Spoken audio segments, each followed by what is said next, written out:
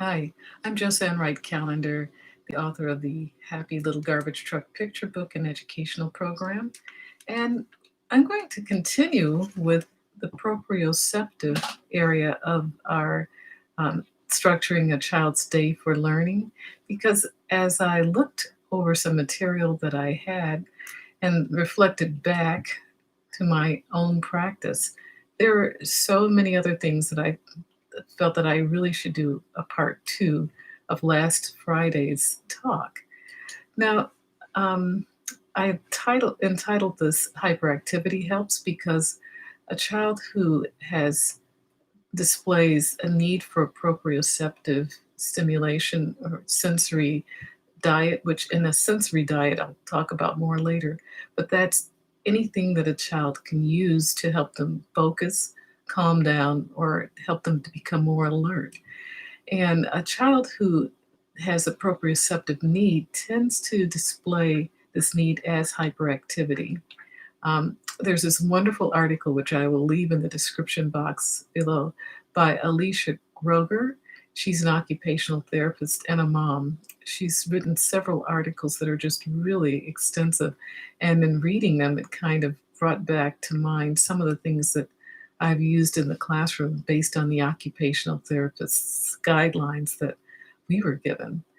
We had a very active class. And so I'm going to first give you some of the things that she has listed as ways that you can tell if your child has a proprioceptive need, and then we'll talk about some of the activities that can help in giving your child that feedback that they are seeking. First, if your child has exhibits the actions of like playing rough, crashes into things, jumps off of high places, which I talked about last week, holds their writing implements very tightly. Actually, I did that as a child. I don't know why. Or press really hard with their pencil onto the paper. Or it can be described as very physical or wild or rough when playing and oversteps personal boundaries. That's typically seen as a child who's hyperactive and is seeking proprioceptive sensory input.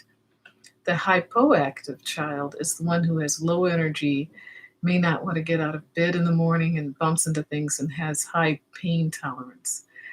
Well, some of the activities that I've used by I've had some very wonderful occupational therapists in the schools that I've worked in, and one in particular in LA, pardon me, suggested that we used a PCV pipe from a hardware store, and we just taped, measured it out, excuse me, put it around the child's neck and taped it with masking tape. So instead of chewing on the neckline of their shirt, which is also one of the signs of the child needing some sensory input, the child chewed on the PCV pipe.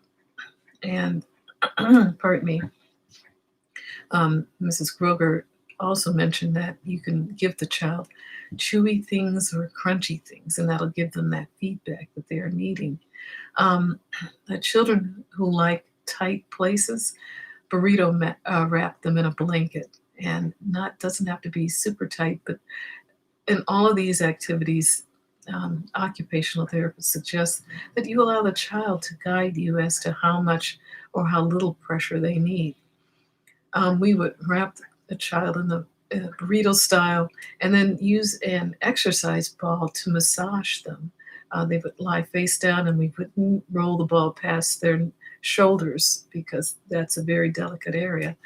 But that would give some pressure input to the child. Um, and also, hugging is another wonderful, and it actually takes in several different it takes in pressure and it takes in that loving touch when you give a child a hug. So hug your children. Climbing the stairs, marching to a rhythmic song, using the apparatus like at the playground or jungle gym, as we used to call them. Wheelbarrow walk. We would definitely have races, wheelbarrow races, where you hold the child's feet and they use their hands or, on their elbows to walk up the length of the room and back, but it's giving pressure to those joints that we talked about that's so needed in the shoulders and the arms and the wrists. Um, Hanging from a pull-up bar is another activity she lists. Rope swings, where you just have a single knot, and if your child has that level of dexterity and ability to cling to that, that would be a good one. Chair push-ups. That's very low impact, but just in your chair, giving yourself that extra uh, wrist pressure for the child.